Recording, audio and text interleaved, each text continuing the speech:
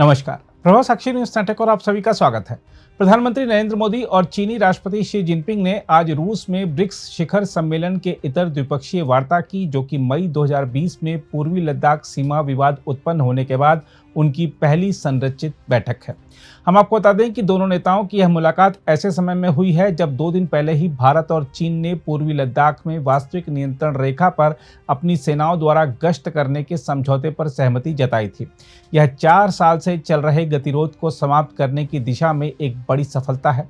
हम आपको बता दें कि वैसे तो दोनों नेता विभिन्न वैश्विक मंचों पर अनौपचारिक मुलाकात करते रहे हैं, लेकिन दोनों के बीच द्विपक्षीय स्तर की बातचीत 5 साल के अंतराल पर हुई है। माना जा रहा है कि रूसी राष्ट्रपति व्लादिमीर पुतिन भारत और चीन को करीब लाने का प्रयास काफी समय से कर रहे थे। द्विपक्षीय वार्ता से पहले मोदी को जिनपिंग और पुतिन के साथ जाते हुए देखा गया था। हम आपको बता दें कि पिछले वर्ष अगस्त में भी भारतीय प्रधानमंत्री और चीनी राष्ट्रपति ने ब्रिक्स शिखर सम्मेलन के दौरान जोहानिसबर्ग में एक संक्षिप्त और अनौपचारिक बातचीत की थी। इससे पहले नवंबर 2022 में मोदी और शी ने इंडोनेशियाई राष्ट्रपति द्वारा G20 नेताओं के लिए आयोजित रात्रि भोज में एक दूसरे का अभिवादन किया था और संक्षिप्त बातचीत की थी। हम आपको बता दें कि 5 साल बाद हुई मोदी और जिनपिंग वार्ता के दौरान दोनों नेता काफी सहज नजर आ रहे थे। वार्ता के दौरान प्रधानमंत्री मोदी ने विभिन्न मुद्दों को सामने रखा। एक्सेलेंसी, आपसे मिलकर खुशी है और जैसा आपने कहा 5 साल के बाद हमारी ये फॉर्मल मीटिंग हो रही है। हमारा मानना है कि भारत और चीन के संबंधों का महत्व केवल हमारे लोगों के लिए ही नहीं, लेकिन वैश्विक शांति, स्थिरता और प्रगति के लिए भी हमारे संबंध बहुत अहम है।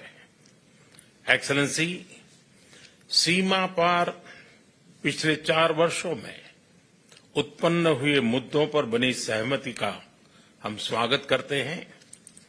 सीमा पर शांति और स्थिरता बनाए रखना हमारी प्राथमिकता रहनी चाहिए।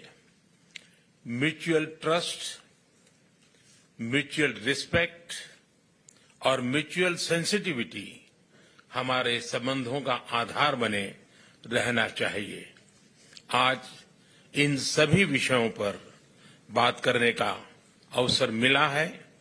मुझे विश्वास है कि हम खुले मन से बातचीत करेंगे और हमारी चर्चा कंस्ट्रक्टिव होगी। वहीं ब्रिक्स शिखर सम्मेलन में प्रधानमंत्री के संबोधन की बात करें तो आपको बता दें कि प्रधानमंत्री नरेंद्र मोदी ने रूस यूक्रेन विवाद का समाधान शांतिपूर्ण वार्ता के माध्यम से करने का स्पष्ट रूप से आह्वान करते हुए कहा कि भारत युद्ध का नहीं बल्कि संवाद और कूटनीति का समर्थन करता है।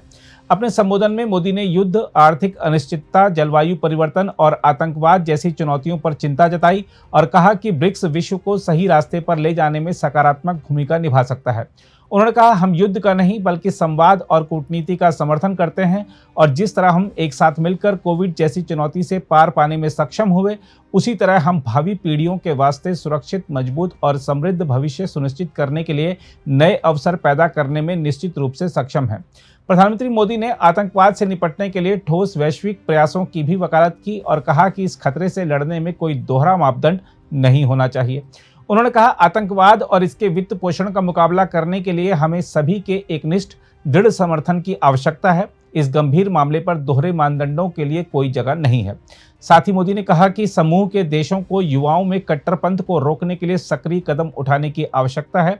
उन्होंने कहा, हमें अंतर्राष्ट्रीय आतंकवाद पर संयुक्त राष्ट्र में व्यापक समझौते के लंबित मुद्दे पर मिलकर काम करना होगा। उन्होंने कहा कि इसी तरह हमें साइबर सुरक्षा, सुरक्षित और संरक्षित AI के लिए वैश्विक नियमन के वास्ते काम करने की आवश्यकता है। मोदी ने कहा कि भारत भागीदार देशों के रूप में ब्रिक्स में नए देशों का स्वागत करने के लिए तैयार है। उन्होंने कहा, इस संबंध में सभी निर्णय सर्वसम्मति से लिए जाने चाहिए और ब्रिक्स के संस्थापक सदस्यों के विचारों का सम्मान किया जाना चाहिए। मोदी ने कहा, जोहानिसबर्ग शिखर सम्मेलन के दौरान अपनाए गए मार्गदर्शक सिद्धांतों, मानकों, मानदंडों और प्रक्रियाओं का सभी सदस्यों और भागीदार देशों द्वारा अनुपालन किया जाना चाहिए।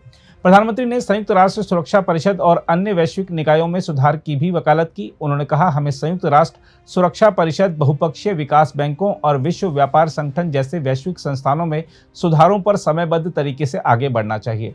मोदी ने कहा, जब हम ब्रिक्स में अपने प्रयासों को आगे बढ़ा रहे हैं तो हमें यह सुनिश्चित करने के लिए सतर्क रहना चाहिए कि इस संगठन की छवि ऐसी ना बने कि यह वैश्विक संस्थानों को बदलने की कोशिश कर रहा है, बल्कि यह समझा जाए कि यह संगठन उन्हें सुधारने की इच्छा रखता है।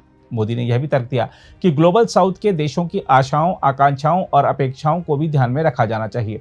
ग्लोबल साउथ शब्द 1960 के दशक में चलन में आया। यह शब्द आमतौर पर लैटिन अमेरिका, एशिया, अफ्रीका और ओशिनिया के क्षेत्रों के लिए इस्तेमाल किया जाता है। खासकर इसका मतलब यूरोप और उत्तरी अमेरिका के बाहर दक्षिणी गोलार्ध और भूमध्य रेखीय क्षेत्र में स्थित ऐसे देशों से है जो ज्यादातर कम आय वाले हैं और राजनीतिक तौर पर भी पिछड़े हैं।